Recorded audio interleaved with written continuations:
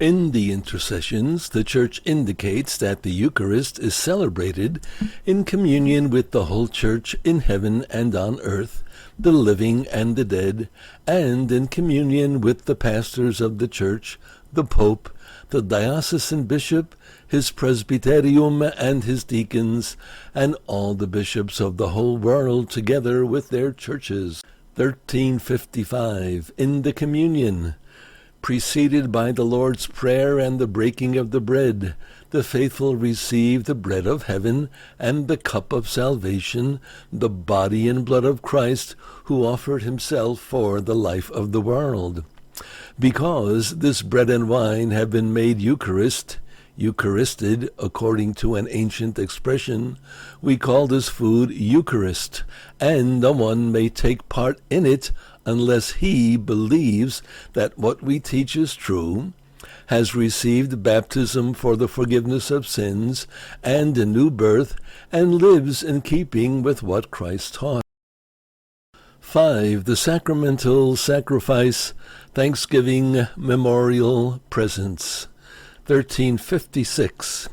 If from the beginning Christians have celebrated the Eucharist, and in a form whose substance has not changed despite the great diversity of times and liturgies, it is because we know ourselves to be bound by the command the Lord gave on the eve of his Passion, "Do this in remembrance of me."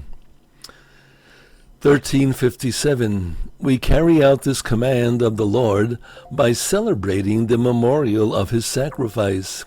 In so doing, we offer to the Father what he has himself given us, the gifts of his creation, bread and wine, which, by the power of the Holy Spirit and by the words of Christ, have become the body and blood of Christ. Christ is thus really and mysteriously made present. 1358.